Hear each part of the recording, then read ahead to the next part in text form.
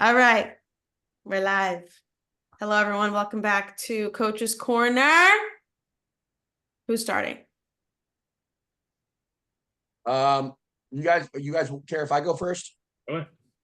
So I got this one question, and I don't know if I necessarily understand it, and I don't think he's in right now. Let me see. He's not. Maybe I should wait until he's in. All right, we'll start here and see. So he said, I've heard you guys on how hard it is to bodybuild and maintain family, work, things of that nature. How hard has it been to grow your business and maintain those other areas? Is that the same thing, or am I missing something?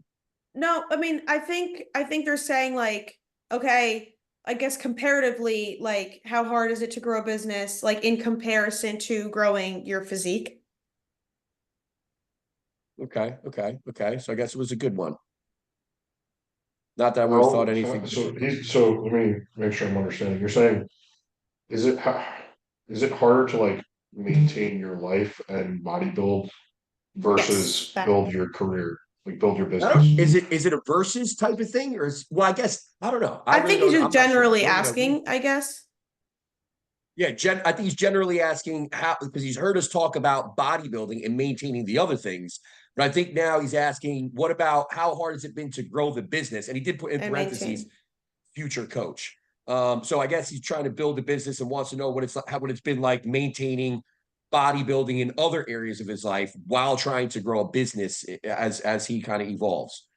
And he does have a few clients. I don't want to say futures if he's like a future NPC competitor. He's never competed before, but like this one, I know he's got a few clients, and it's something he's working on and wants to kind of evolve it as best he can. Well, I'm not sure I fully understand the question, but what I'll say about bodybuilding is it's not the hardest thing in the world because it's extremely linear. Like, there's not a lot of careers in life that if you check the same boxes every single fucking day, that you're guaranteed an outcome. Whereas in bodybuilding, not that you're guaranteed, but the odds are that if you check the right boxes every single day and put in an effort, you're going to get bigger, you're going to get better, you're going to get stronger, right? That's not the case in business or most things in life, right? You can do all the right things and hope that you get the outcome, but that's definitely not always the case, especially when it comes to building a business. Actually, a good point. I was just saying, Matt, I appreciate your fucking, but like, I feel like you always have that different point of view. And I was looking Yeah, at that I question didn't to even frame it a think little about differently, that. right? Always, but like, so the way that I was looking at it was more along the lines of like, it's how hard has it been to grow a business and then maintain these other areas of life? And I would say, honestly, for me at this point, it's been something where I don't know. And I'm saying this truthfully and honestly, I genuinely don't know anymore, just based off the reality, because I think my business really got to a point where I had to maintain it as a actual business and the main source of income after bodybuilding, really. You know what I mean? So I don't know if I'm the perfect person to answer this question, but it wasn't I didn't choose to stop bodybuilding necessarily, right? It kind of happened gradually, and I think part of it was the business that pushed me. It was also a growing family. I did my last show in 2019. My daughter wasn't even 1 year old yet, so as she kind of has been somebody that is more and more attention is necessary for the child as it ages, as she ages. And then obviously also seeing my oldest kid get to a point where she's 17 years old, right? So I kind of watched her grow out of the family life and start to develop her own life outside of the family. So now for me, that's kind of put more emphasis on maintaining a relationship with my son, who's 10 years old. And now I feel as if I only have X amount of years left with him to really build and develop our relationship. So like for me, it's been one of these things over the course of the last few years that the business has really grown, and I've had an opportunity to kind of have that as a mainstay in terms of my career, right? And obviously I want to evolve that. And I'll be honest with you, I think this is a natural thing for a quote unquote entrepreneur. Not that I consider myself one, but and Steve, maybe you could chime in on this too. But I think when you own your own business, I don't know if this is just because the field that I work in, or if it's again a natural thing for somebody that owns their own business. But always I never feel 100% secure in this. You know what I mean? Like I always feel as if like if I have whatever 2 or 3 clients drop off in a week and I don't sign 2 or 3 clients in that same week, I go into almost like panic mode and anxiety mode, and I'm worried that my business is going to flop. And I almost have to remind myself, it's like, dude, you're good here. You know what I mean? Like these numbers always kind of happen in this way where it's not necessarily exact in terms of the amount of people that come on and drop off all the time. So again, I think there's a certain level of urgency there, maybe, or sensitivity. I don't know what you want to call it necessarily or how to articulate it well. But again, go ahead. I was gonna say, I think just one thing I've learned is, like you said, it's similar to you, and I agree with everything you said, right? It's like a likewise type thing here. But I think being an entrepreneur, if that's what we want to call it, or owning your own business, or being not having like that steady paycheck is not for everybody. You guys are entrepreneurs though. Like stop saying that you're not, because you are. You started a business and you run your own business. All right, carry on. Whatever. I don't consider I don't know what the definition is. I just don't consider myself some sort of like business Entrepreneurs mogul. I are know literally Steve someone thinks that the same. starts their own business.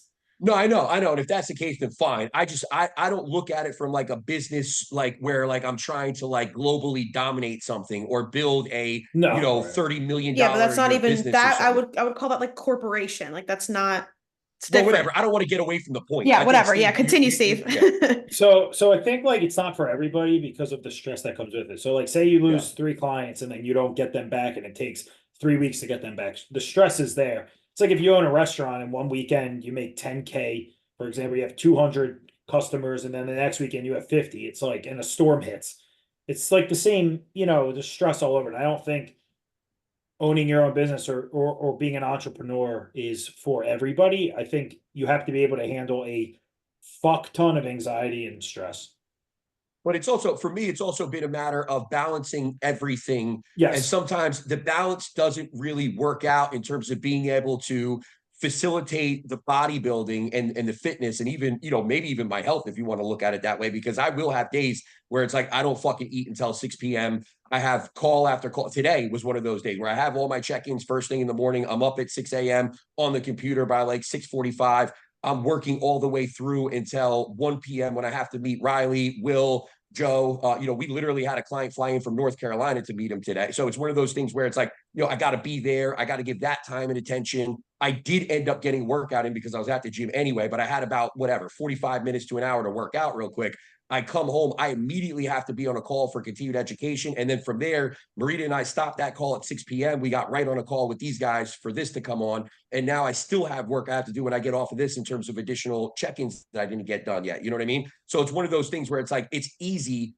It's a lot easier when you have so many things to focus on and balance, and they have to be done by you. There's no backup plan for me. You know what I mean? When you own your own business, you can't clock out and expect somebody else to pick up where you're done. And I know, Matt, you could probably attest to that too, because you have a job that is, for all intents and purposes, a real career, if you would, right? It's not like something you kind of fell into and you make 50K. You're supporting a family. You know what I mean? So again, we have certain responsibilities, all of us here, right? And obviously, Marina, too, with your client load now, you have very real responsibilities to people where we have deadlines on a daily basis that have to be met. There is no excuse. Like you can't not do those things. You can't drop the ball. So again, for me, it's just been one of those things where it has been difficult to manage myself and any personal expectations I have for myself in terms of my physique goals and outcomes, while also trying to build a business now with 2 coaches and the amount of clients that we have and the amount of attention that, you know, both Riley's clients, Marina's clients, and my clients all need. And then also have a family that needs the attention too.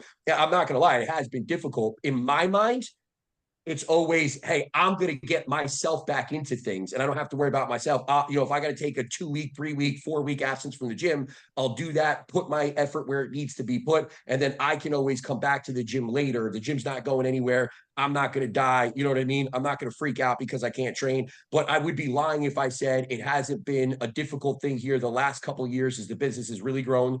In terms of maintaining all of those areas of my life. Does all that make sense?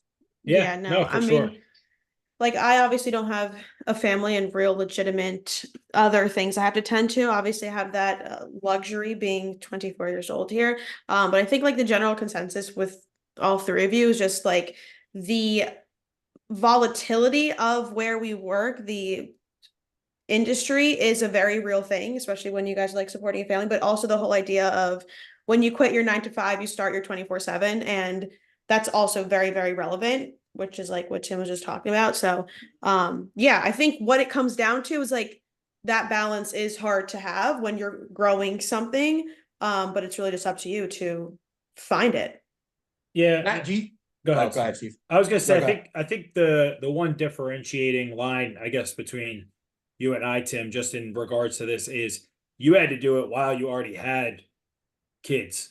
Me, I'm very fortunate and blessed that I was able to establish something like a coaching business before Vienna was here, right? So like Mm, for me, you know, and I was still working in like the school district that, you know, mm, and once I got to like, I was like, once I have 40 clients and I can keep that for 6 months straight, not go under it at all for more than like a couple weeks, I told myself I'll be able to resign, right? Because working in the classroom as like an aide and all that shit. So, um, you know, I got to a point where like before the kid came, I was able to kind of figure out that balance, luckily, of okay, 125 clients is way too much. Like even just to spend time with Nina.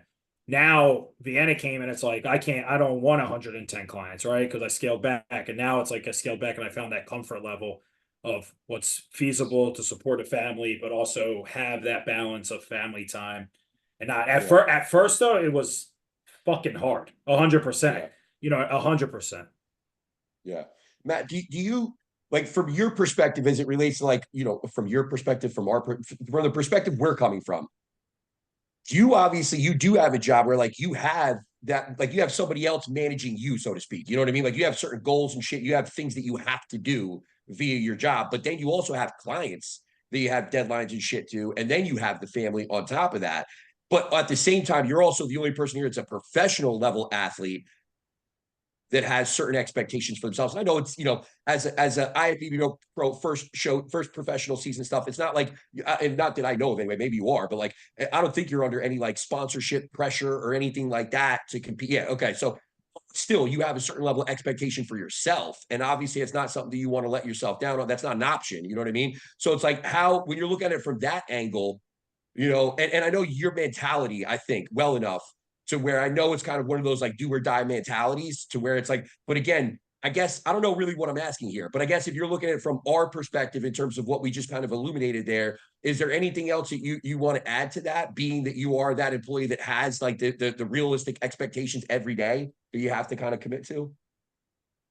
Yeah. So the one thing that's resonating across all you guys right now is the point that you made, Tim, about like nobody's going to pick up your slack. Like you need to get the shit done. You need to be the tip of the spear. You need to be the one that closes the door every night, right? Like you're the the buck ends with you, right? Mm, That's the case for me in my career, even though I work for somebody, because I'm in sales, right? So at the end of the day, the only thing my company cares about is if I'm hitting my number every year, right? Um, so you know, the way that works is like I could easily fuck off and not do shit all year, but then I don't hit my number, I don't make good money, and that's not good, right? So like even though I work for a company and I have leadership and a direct manager, it's my destiny is my own, right? So like mm, no, make no mistake about it, I treat coaching just how I treat my career. And that's if I have something I'm working on, like I'm gonna be the one that make sure that every single person knows their role in that opportunity and everybody's actually getting their fucking job done, right? Like the buck stops with me essentially, right? So that's the only thing I would add, right? So, you know, if you want to be an entrepreneur, or even if you want to work in a career where you do work for a company, because make no mistake about it, there's plenty of good money to be made working in the corporate world. You need to have that mentality where you're going to make sure that the job is done no matter what, right? And that means working late, working weekends, doing whatever you got to do. Hell, yesterday I fucking woke up at 4 o'clock to fly to Georgia, and I got home at 1 o'clock. This I had to fly home the same day. I got home at 1 because I had a meeting with an important SVP at an important customer, right? Like, mind you, I had check-ins and shit that I had to do yesterday, right? Like, got everything done, right? And that's just that entrepreneurial mindset, right? So that's the only thing I would add. yeah, and honestly, I guess it goes back. I tell my kids all the time, like, don't believe the bullshit that you could do whatever you want in a blanket as a blanket statement. Like, understand that you can do whatever you want as long as you fucking work for it. Like, the work is never going to be done by somebody else. Like, it doesn't matter what you do. I don't care if you're a fucking Instagram content creator. Like, at the end of the day, if you're going to be successful at anything that you do, there's going to be a ton of work that goes into it, and it's probably far more work than you could possibly conceptualize And until you're in the middle of it. And a lot more lows than there are highs. Yeah, that's true too. 100%. Well, to that point, one thing that you really need to get good at is prioritization, right? What is the most important things that you need to get done? You need to focus on those things. That is like the epitome of my life. Because to your point, Tim, high level career coaching, which has become a part-time job at this point with my client base, dad, professional bodybuilder, and husband, right? So I have less time than anybody I know. Hmm. Prioritization is key. Yep. So Thank you, Pete. I appreciate it, Buddy. Pete. Thank you. Oh, Yeah, who's Pete talking to? Who's Pete talking about? me, Come obviously. on. Who's got the nicest I think beard that here, was Pete? that was a good one. Yeah, Yeah, that good was a good one. question. I didn't really understand that Hey, first. but it fuck came the out to me fuck the pretty good. question. We're waiting to hear who's the stud muffin is. He left this an open-ended response. It's clear the guy with the best beard here. Marina. So, God bless, God bless. So this is from a client that is a primarily tracking macros and not primarily, she is tracking macros and is a lifestyle client, not a competitor. When food and carbs are low, she's dieting right now. How many grams or how many servings of things like fruits and veggies should we be shooting for when obviously we're limited as far as our availability there just based on total carbohydrate count? Say this again. Read it again. So when carbs / food are low, Yep. dieting and again is a lifestyle client. Yep. How should we prioritize fruits and veggies, or how much should we prioritize fruits and veggies when total carbohydrate count is limited? Well, I mean, everything should be tracked at that. I mean, obviously. Yeah, she's saying everything is tracked. She's just asking how much should I preference fruits and veggies when I'm working with, let's say for her, she's actually a smaller female type. She's like 114, 115. So like how much should she preference veggies if all we're giving her is 100 grams of carbs to work with? I mean, I would definitely make sure you get them in there 1 or 2 times. I'd say morning and pre-workout or post, something like that. I would prioritize them 1, 2 times a day. I always do with clients. I mean, I usually won't pull fruit out when I'm Yeah. Yeah, I I won't. always doesn't matter if you're dieting or in a growth phase, whatever it may be, at least 2 servings of each is what I usually go by. I personally have more when I'm dieting just because especially now, the berries are so good. So, I'd rather just have a fat bowl of strawberries than 2 grams of rice. Yeah, I would just say I would look at it from like Marina makes a good point in the sense of like, look at what you're consuming, because just like everything else, there are kind of like lower like the density of certain fruits and veggies are a little bit higher, a little bit lower, depending on which one you're picking. So in other words, like Marina brought up strawberries, raspberries are another good one where you can get a lot of overall nutrients out of that for a very small amount of carbohydrate in terms of that breaking into your total carbohydrate count. When you're looking at veggies, you can look at certain veggies that maybe they have a little bit of a higher fiber count, so they're not counting as much against the carbohydrate. They might be just lower in overall caloric density, like a zucchini, yellow squash, things of this nature, right? They're very voluminous for a very small amount of actual calorie intake. And then Paulina just mentioned cantaloupe is another good one that's very low in overall calories. But Yeah, Yeah, I so wish gross. cantaloupe didn't make Gross. my I throat love itchy. cantaloupe. It's gross. I can't have you're cantaloupe. you're so old, Tim. You Yeah, guys that's are disgusting. no, you guys are uncultured swine. That's all. What? Cantaloupe makes my Yeah, you throat guys are itch. children. Uncultured swine. Yeah. That's so, two. That's 2 fucking kicks at us. You call us degenerates on your fucking story, and now I mean, swines. come on, that's true. That's true. I'll remember. So so I guess the idea there is obviously you want to always make sure that you have some level of priority to those fruits and veggies, but at the same time you are dieting. Make sure that you're getting at least a couple servings of each. Just don't take away too much from that overall carb goal. Because the one thing I will say about carbs, you still want to make sure that you're getting some starchy carbohydrates in there. Yeah, those are going to be important as it relates to muscle maintenance, performance, etc. Potatoes over rice. That's my rule. Well, unless you When have you're any dieting, GI when you're issues with dieting. potatoes. Yeah. Well, true. So now, how do you know if you have gut health issues? And this is just a general blanket You'll statement. have symptoms or Not all the time. skin acne. Not all the time. Not all the time. But skin could be a thing too. Skin could be a thing, but that Hoops. doesn't mean that you're Hoops necessarily is going to another have. one. If you don't have symptoms, is it really a problem? Well, that's the thing. Will it become a problem, right? Because that's the thing. We could have somebody that has gut health issues but has no symptoms, and then we put them into a muscle development phase. and we're starting to shove a whole bunch of food down their throat, and now we're exacerbating something that had no symptoms initially, right? Or we're dieting and we can pull down so much, causing additional stress. And now we end up with a dysbiotic relationship of bacteria in the gut. When again there were things that were going on there, but they just weren't like heavy symptoms that somebody would notice or stand out, so to speak, where they felt it necessary to tell their coach. I would say, honestly, same thing that we look at anything else. Get your routine lab work done. You can look at white blood cell count. And if you have white blood cell counts that are in the range of, because you don't want to go based on the reference range that they're giving you, it's a very wide reference range, just like everything on the blood work that we're looking at there. But I would Vanessa's say question, she has to go on.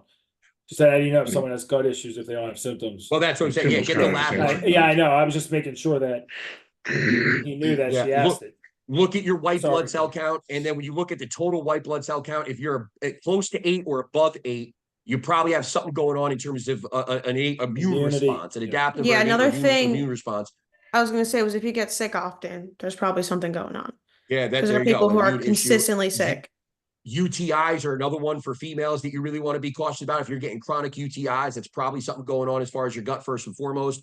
If somebody is struggling with weight loss consistently, they might not have any other gut health issues, but you're looking at a thyroid condition, or you could be looking at a thyroid condition that could be linked back in many cases to gut health issues. So again, I would say, look at your GI map, your blood work, look at your white blood cells, right? And then look at things like thyroid function. C-reactive protein is another good one that will show low-grade inflammation.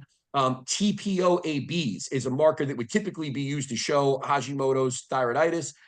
So again, another thyroid marker there, but again, can be very much indicative of an immune response happening, which again, we would track back to a gut health issue in most cases. I think that's a good question too. And that was from the same client, Gina. Shit, I think I said her name wrong multiple times. I'm sorry. I love you. Anyway, moving on. What do you think is the hardest thing about show day for an advanced competitor? And they specifically said outside of peaking. So wait a second. I think I might have wrote this one down wrong. So from a coaching, I had to write this one down a couple of times too. I might have to go back and look. What do you think is the hardest thing about show day? Yeah, for an advanced competitor outside of peaking. Like from coach or no, athlete? From a client, from a competitor standpoint. He's getting ready to compete. Show day. And I think specifically this one's doing universe. So he's talking about a national level. Am I answering this as like, hey, this is athlete. Matt getting ready to step on junior nationals, and like from the coaching side of things, or like athlete? I don't know. Either way, maybe. Yeah, I'm sure at a certain point. I think from a coaching side to like looking at a competitor, it would be keeping them calm, making sure nerves are down, because when nerves are down, cortisol's down. And those are the best possible things you can have to make sure you're good. And then on my own side, it would always be making sure I do what I have to do to get a good night's sleep the night before, just from not from nerves, but from excitement. It's always the hardest thing for me. It's not obviously listening or crossing all the, dotting the I's, crossing, like that's checking all the boxes. That's the easy shit.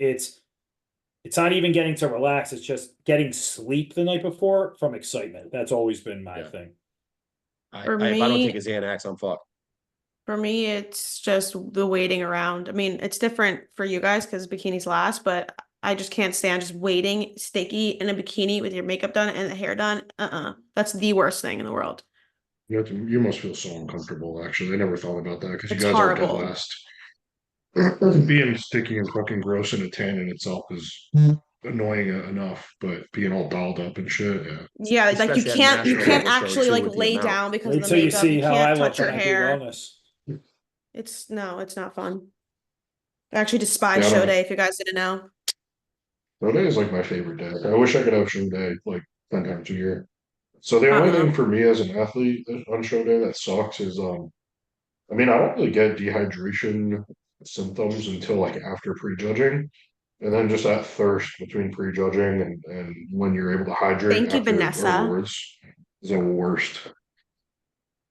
I'm gonna go out.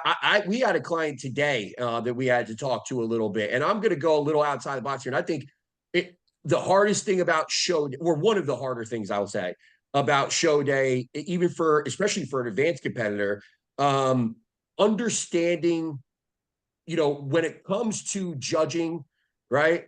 Like it's such an subjective, like I just think you have to be mentally prepared. You know what I mean? Like we were talking about this before, Matt. Like you could do everything right as a competitor. You could bring your absolute best package. You spent whatever it is, fucking 40 weeks, right? Just thinking the entire time, I'm gonna win, I'm gonna win, I'm gonna win, I'm gonna win. And everybody that you know on Instagram and real life in the gym are all telling you you're gonna win, you're gonna win, you're gonna win.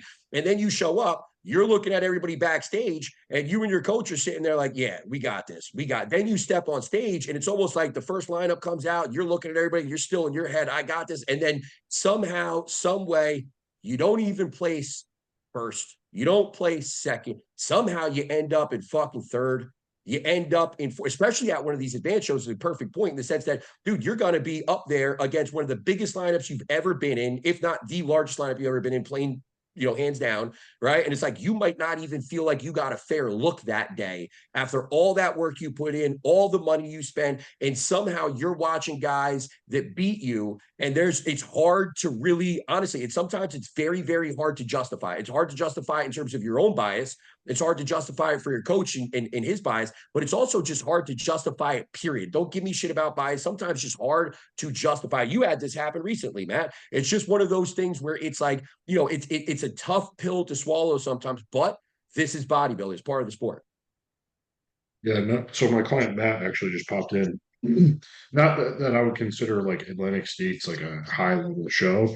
I'd say it's a higher level regional show, but um that was a perfect example of one of those times where like, you know, I knew he was on, like he was fucking dialed in, super tight, peaked him really well. And somehow he ended up in eighth when the guy all the way up to third place had fat on their ass and Matt had striated glutes at the bottom. So it's like, then he was not small, you know? So that's a perfect example of like just preparing yourself mentally to take it on the chin because sometimes, you know, the outcome is not what you expect it's going to be.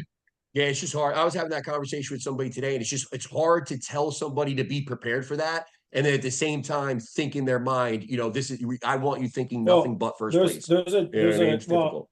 yeah, so it's like a double-edged sword with that, Tim. Yeah. But it's also too, it's one thing to like we can talk to the client, be like, hey, listen, like, you know, we crossed off the X's and O's here, right? All the boxes are checked, but you're getting judged at the end of the day. It's subjective, right?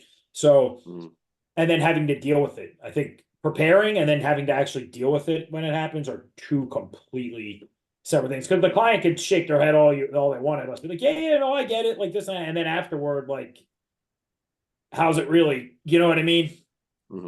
Well, it's also little things too that you don't even think about. Like I have gyno that I had to deal with for a few years, and it's like understanding that, you know, I might have been the bigger, I might have been the most shredded, I might have been all these different things, but it's my gyno that, you know what I mean? And I did everything I was supposed to, except for the fact that I had that gyno that I got marked down for, you know what I mean? Or like little shit too that you don't think about where it's like, you know, how well is the show run? And like the show is so sloppy, like you're dealing with all these things backstage. And then these are the things that start to play in to your thought process in terms of maybe why you got the placing that you got, where it's like, you know, should I be at a different show? Should I be looking at different judges? Sometimes like, dude, this is just bodybuilding. It's the way the cookie crumbles. These are things that we're going to end up encountering and dealing with. And then, you know, Matt Jansen, and, you know, we had the guys on recently, so maybe that's fresh in mind, but like they have this saying like Jansen specifically has the saying, be undeniable. And that's usually my response to somebody that when we don't get the place we thought, it's like, all right, let's go back, work again. And the only thing that we could do is come back 100% undeniable.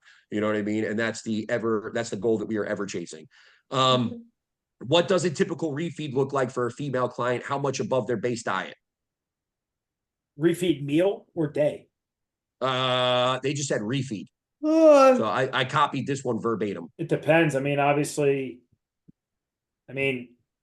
most of the time, I guess, if we're answering this obviously vaguely, it's person dependent, of course, how soon they're going to need them, how many, how much. Obviously, if somebody's food's getting lower, their metabolism is cranking up, they're obviously going to most likely, if everything's going according to plan, should need more, where like one day it might turn into two. You know what I mean? The first day might be a little more, you base how the next day is, and then that day you might lower it, keep it the same, put more food. Really depends, but I would say at some point in prep, refeeds should come in for an individual, just from a metabolic standpoint. But when and how many and At what point they come in, that obviously, like, at least I can't, that just really depends on the person. Mhm. I mean, somebody might need one from the start of prep. It might be your first time prepping somebody, or they took a long off season. And then, like, obviously, if their prep was 2-3 years ago, it's gonna be completely different, where it's like, you might have to push them like a motherfucker up front at 24, 20 weeks out. And their first refeed ain't coming until they're like 10, 12 weeks out, you know what I mean? Mhm. When they really Yeah. need it. Yeah, I think when it comes to how much you're going to give somebody, like I don't know if I think it really is going to be dependent on why you're doing the refeed. Am I trying to give somebody a little bit of a break to rinse fatigue? Right. Then I might give them more days of a refeed in a row, Right. but less overall increase in total calories. So Yep. in those cases, I might only increase somebody's calories by a few hundred calories from their low days or their base level diet, and just tell them, hey, let's run this for the next whatever it might be.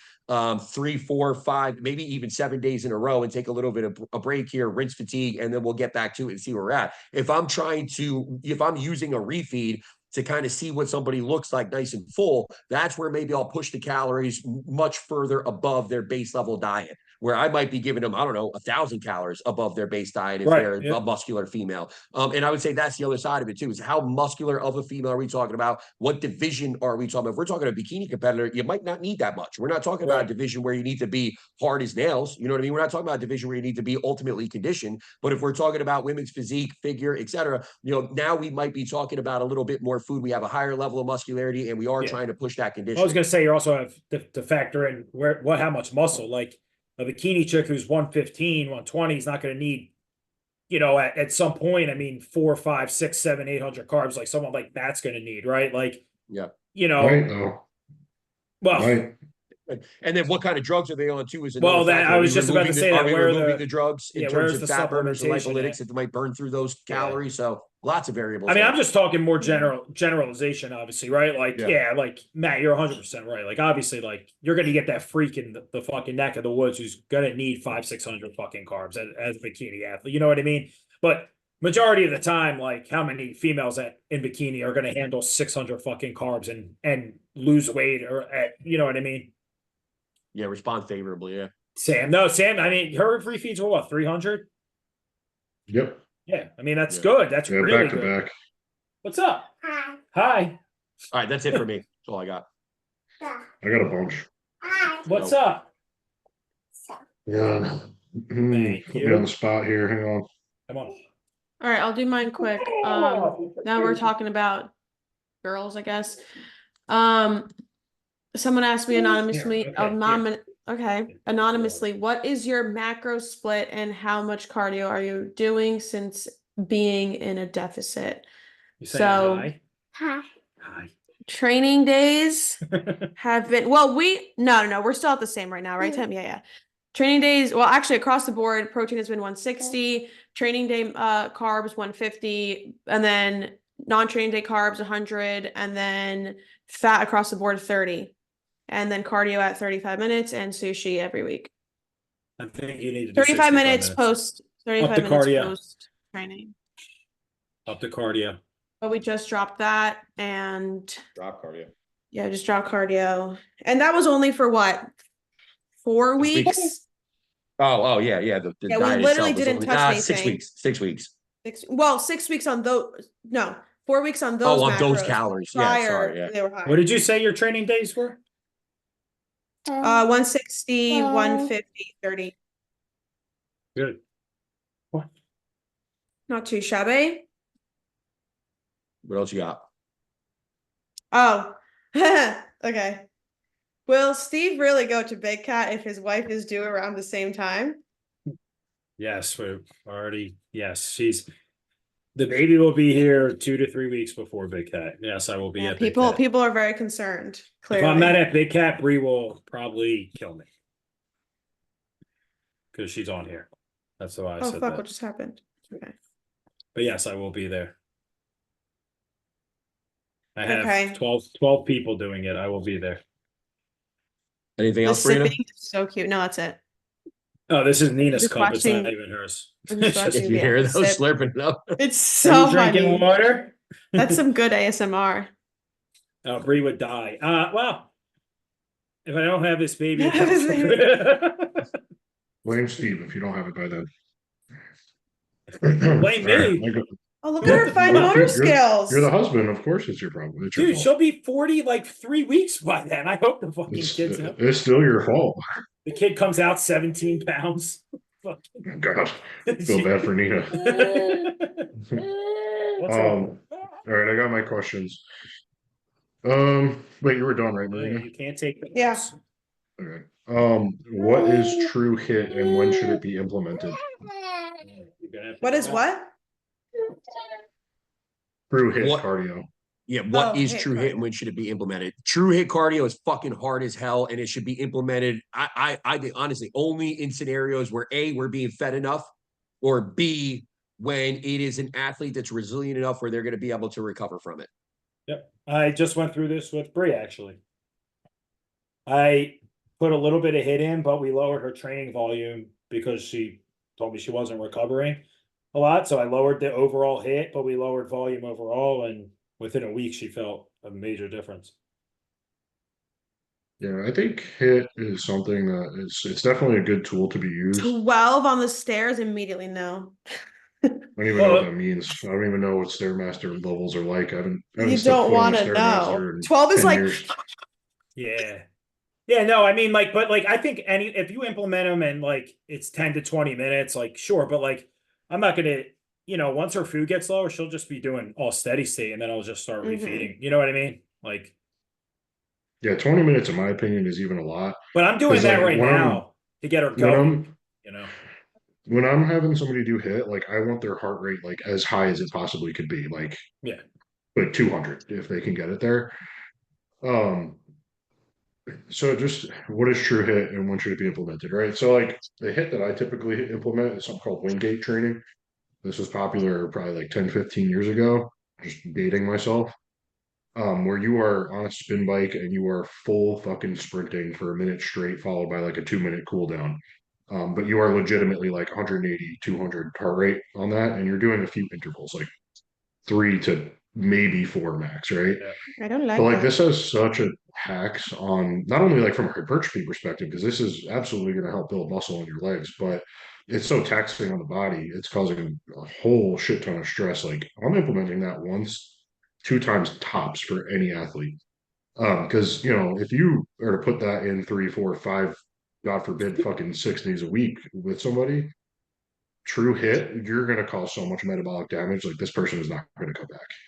Yeah, that's usually why I like, implement it. but Bree said usually- her heart rate on that top thing is 160. Now imagine if I had her at like 200, Yeah. fucking big difference, I'll usually do those on like the day. So if I have like I have a guy Joe right now is in the off season and he has big refeeds. Saturday and off season are 2 back-to-back refeed days that are big. So on Fridays he actually has a metabolic circuit that he'll do where it's 4 to 6 sprints depending on which one we're doing. But it's total of 12 minutes. So it's the 4 to 6 sprints and 1 minute off. Yeah, so we get some recovery in there.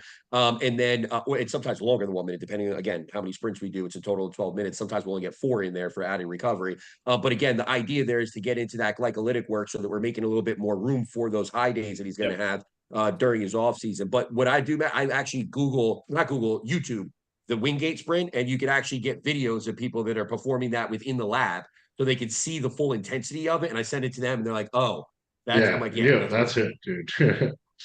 That's awesome. Do you think Stairmaster should be used 6 days a week in a caloric deficit, 6 or 7 days a week in a caloric deficit? Why not? If it's got to be done. Well, As a I tool. did it. Yeah. Yeah, why not? I Of did course. it. Bree's For- ass will be so- on the stairs 6 times a week until that fucking show. See, like that's a long time in my opinion. Like I think it should be used as a tool, right? Again, like kind of going to the point of the hit. I don't want to cause so much stress on the body and like any potential metabolic damage because it is such a harsh form of cardio. The only time I'm having somebody use Stairmaster that much is honestly like if I fucked up, right? Like if I wasn't able to get them where I need them to be in the prep.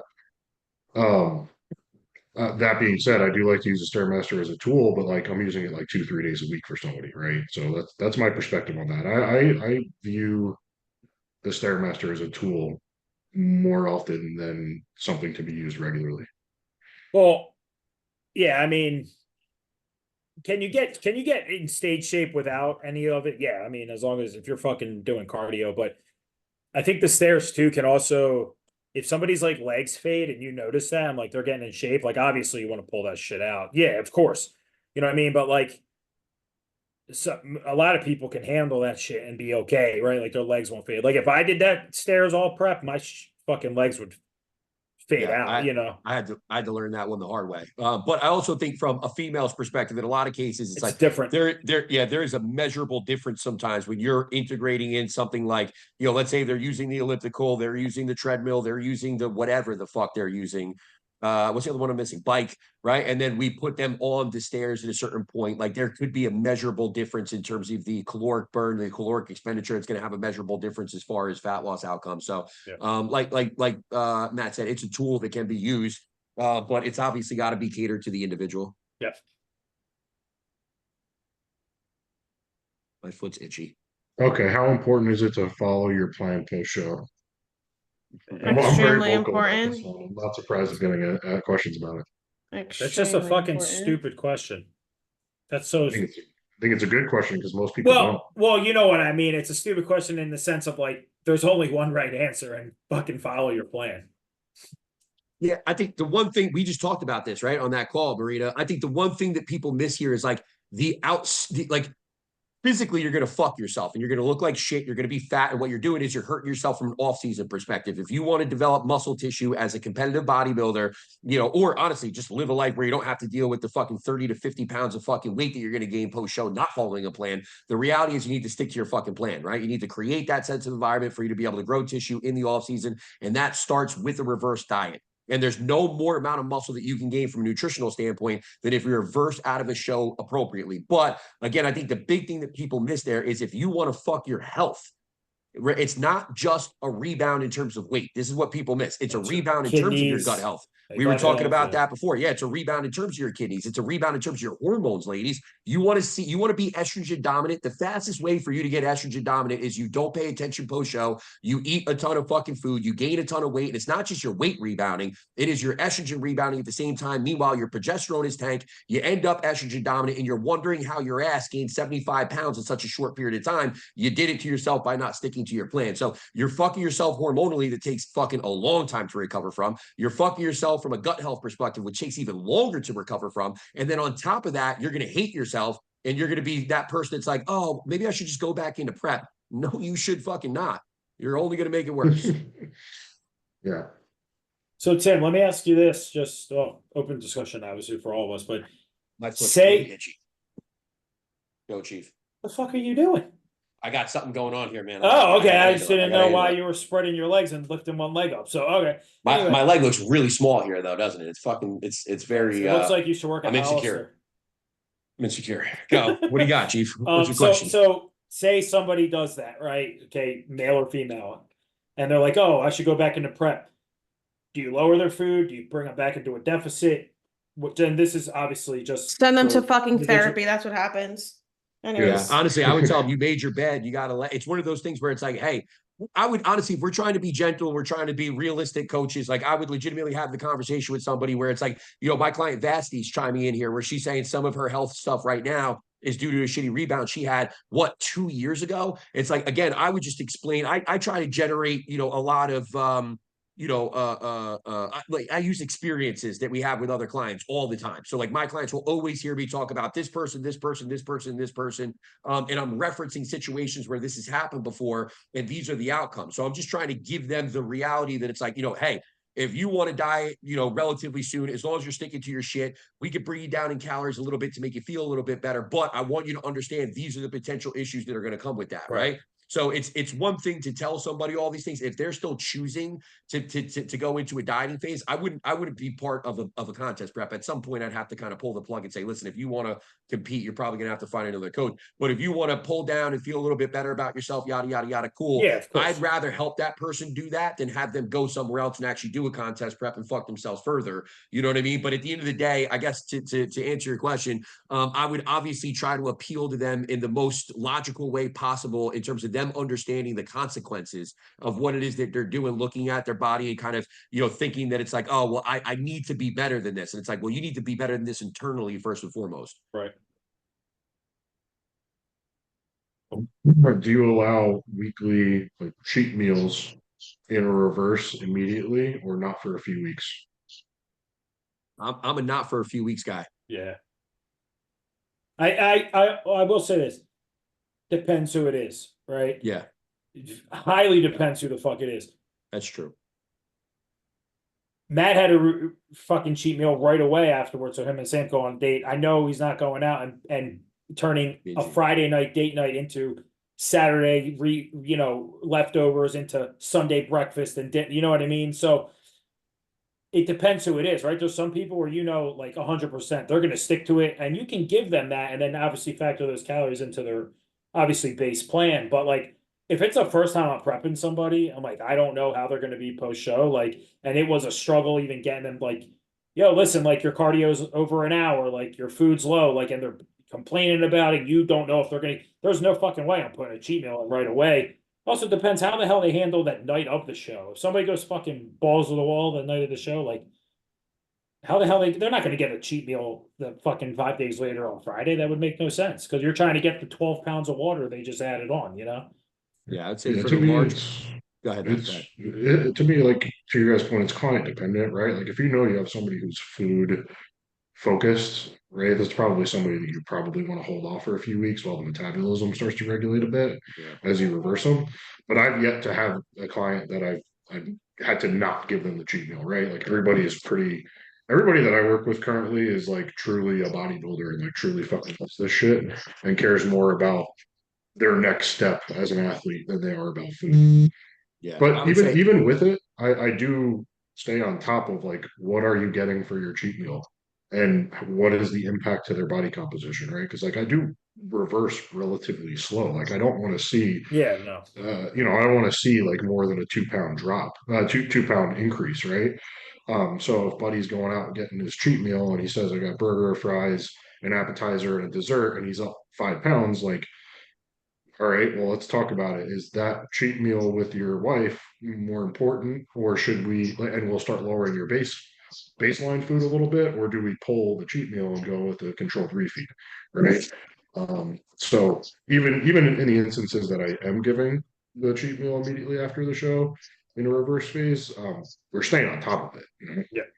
Yeah. Yeah, I'd say in the large majority of instances, what you have, because remember, the large majority of competitors are not, professional athletes. That's just the reality of where we're at within the industry. Like we're going to get, whatever, I don't know, probably a legitimate handful out of every single regional show that you go to of competitors that are, going to be able to strictly adhere to things thereafter. So it's one of those things where we have to understand, like, the bottom line there is you are directly causing issues as far as the body's ability to be able to take in food and not have people go overboard. It's legitimately like taking a drug addict, right? And then taking the drug away from somebody and then giving them a little bit of cocaine. You know what I mean? And it's like some people are going to be able to withstand that, but the large majority of people, no fucking way. You know what I mean? Like it is going to be a problem. So it's just one of those things that you have to be very careful with. And the person has to be very what's the word I'm looking for? Mature about it, responsible about it. Like they can. There's a certain level of self accountability that individual has to have. You know what I mean?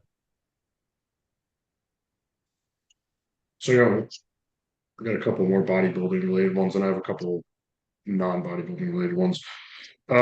So for guys in classic that are at the upper end of the weight cap, do you wait to carb load them peak week, or are you taking more of a strategy where you're pulling them down, you're sucking them down so that you don't have to worry as much about the weight cap? You can kind of give them a less aggressive, a like backloaded type of refeed, right? So are you waiting for the weigh in to carb them up, or are you sucking them down in advance so you could carb them up more appropriately? I mean, it depends, right? Like if it's tough to say, right? Because it like I said, it depends. Athlete Take dependent. Yeah, right. So take you for example, right? Like your conditioning was spot on. Like you weren't losing any more fucking weight.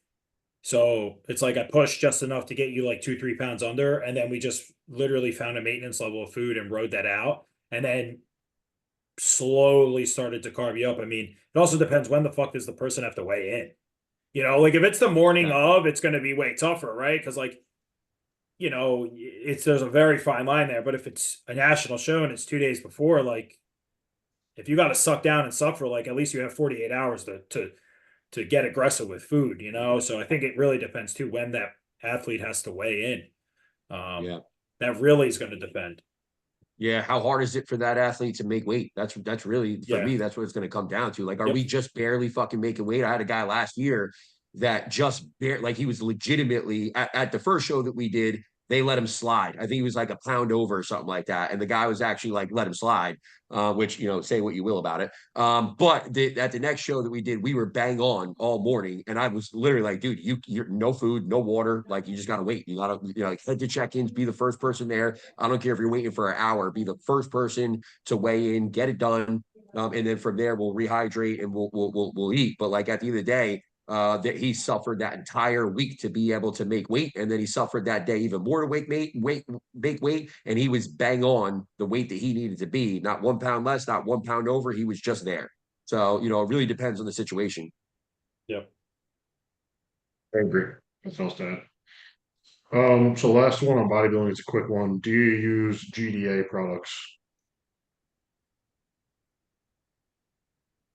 I would say yes and no. Does the person have issues as far as blood sugar is concerned? And that's it. Like, and again, that's going to be, you know, like if we have an issue with blood sugar, right? Are we talking about an enhanced athlete? Because then we might be talking insulin anyway. If we're talking insulin, we probably don't need GDAs. Again, if we're talking somebody that maybe not be at that level yet, and we do have a little bit of a blood glucose issue going on there, you know, there's potential use for GDAs. I think maybe not like the standard GDAs of like this heavy name brand thing, but like GDA ingredients and maybe a name brand thing gets thrown in there for sure.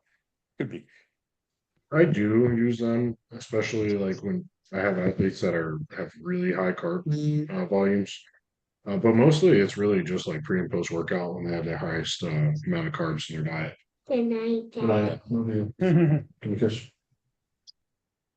There's definitely something to be said about maintaining or reducing a spike in blood sugar per each meal. You know what I mean? The more we can do that, probably the better partitioning we're going to get. Do we want to do the last couple that I have that are non-bodybuilding related, or do you guys have any other questions? Yeah, I mean, so what I'll do next week, just because I just won't put a box up, because I have 5 questions, and we could just answer these ones next week. But I love your box. If it's not for your box, I would never put my own box up. I'm just saying. And we're I'm not talking scared. we're not talking about the box on Instagram. I'm boxless without your box, buddy. Stop! You're making me blush. You can't see it because Oh of my my God. beard. All right, go ahead, Matt. What do you got? My head's getting red.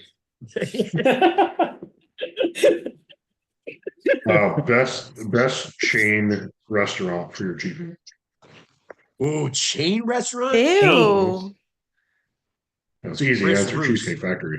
Oh, It's a good one. Cheesecake Factory. No, you guys are out of your mind. Cheesecake Factory. I'm gonna fucking diarrhea for 7 days straight, no yeah. matter what I eat at Is that a Cheesecake verb? Factory. I'm going to diarrhea. Ew, Chili's? What the fuck? Chili's. Come Brie, on, no, Brie. like she. Honestly, we need somebody block her immediately. Texas right now. Roadhouse. No, don't worry. I'm in control of her diet. That's Yeah, never allowed. she's never going. allowed. She's going from 175 carbs to fucking 70 on Yeah, there you Thursday. Fuck. Yeah, honestly, I did my last show. I did go to Cheesecake Factory afterwards and get like fucking 5 cheesecakes. I'm not gonna lie. Yeah, Cheesecake Factory is good. It is very good. Yeah, They have everything you could possibly think of. Texas Roadhouse is another really good one. That's It is. Yeah. suggesting. I think I would have to go some sort of steakhouse. Like I said, Chain steakhouse? I mean, Chris Roos. Longhorns. Still a All pretty right, good all chain. right. Yeah, it's still a pretty good one. And remember, Texas Roadhouse has that bread. I mean, dude, I would honestly go to fucking Red Lobster just for the biscuits. I might. Not Oh my get God, anything the Red else. I Lobster might just biscuits. walk Wait, Red out Lobster's for closing. biscuits. Yeah, I heard. It's a shame. $1 million or know when you die. $1 million. $1 million. $1 million. $1 Yeah, I don't want to know when I'm going to die. million. I don't know, man. I don't know. $1 million, like, objectively is not that much money. I don't want to now know when with I die because inflation. then you're gonna But change how you live. Think about it though. If you find out when you die and you're like 102 years old and you die peacefully in your sleep, you're gonna feel like a fucking savage your whole life because you can do whatever the fuck you want. You're never gonna die. That's true. That's true. That's true. I just like don't that. want to See, know that.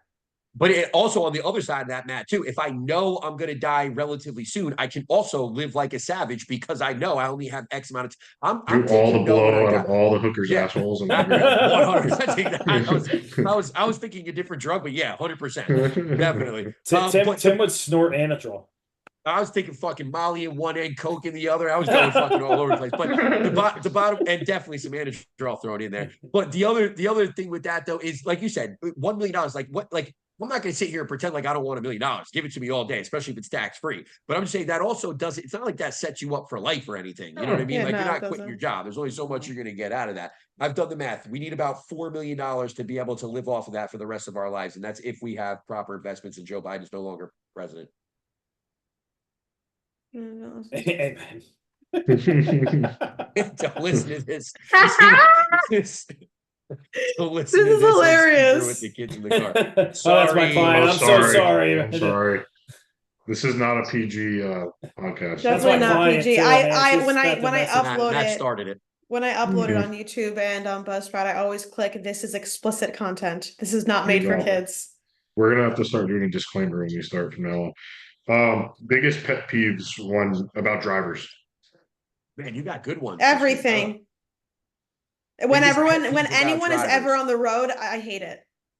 No one knows how to drive. No one Yeah. knows how to fucking drive. When they have a vagina. Or what? Oh, I can't say this. I can't say it. I was gonna say something else. Oh God, I did it again. I'm sorry. Yeah, Slim Thick is like I punching did it your again. dashboard right I'm now. so Oh, my- sorry. I'm so sorry. Pet peeve about Oh drivers. my god, Amanda, I'm so sorry. I'm so Honestly, you know what really drives the one thing that drives me absolutely, completely, and totally nuts is when the person is tailgating you and you're doing like fucking 80 miles an hour, like, and they're tailgating you and they Are you got in the the left lane? giant. What's that? Are you in the left lane? Yeah, but You're this just fucked. happened to me. No, that's you. No, That's this you. is happening in You Atlantic gotta City. move.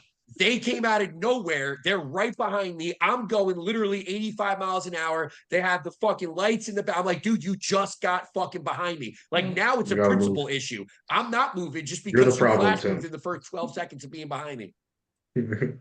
Um, Specifically Tesla oh. drivers driving an average 50 miles an hour max at all times. That's Yeah. so true. They do drive very No, slow. they don't.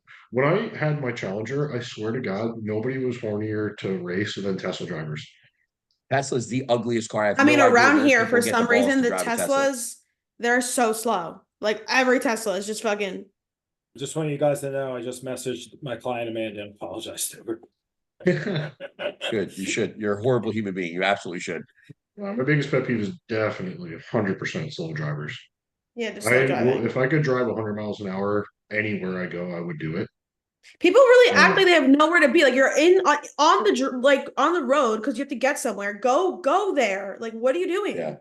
The worst for me, the gym that I trained at like all year last year, is about 25 minutes for me. And I would go to the gym I'd leave my house at like 4:30 in the morning, right? If not earlier. I have a 1-lane road to get to the highway. Oh. Oh, Without fuck that. fail, like once a week, somebody would be driving 20 miles an hour on this 1-lane road. And I would rage. Like it was the best pre-workout ever. My Oh, sure. hometown, all the residents got together, right? This is at the shore here. Oh, Oh man. say that. What? Oh, Back and forth for a little while. They changed every street in the town to 25 miles an hour max. Every single street in the town is 25 miles an hour. I would literally move. It's insane because now you get behind people, and because the speed limit's 25, they're doing fucking 18, and it's absolutely insanity. That's I'm horrible. never going back again. I'd move. No wonder What are you're you late doing? everywhere. Yeah, well, that's my hometown. Oh, okay. Oh, okay. All right. That's all I got. Yeah, All that was a right. good one. I got some good ones. Yeah, those were good. All right, I'll wrap us up. Thank you everyone for listening to Coach's Corner. We'll catch you guys next week.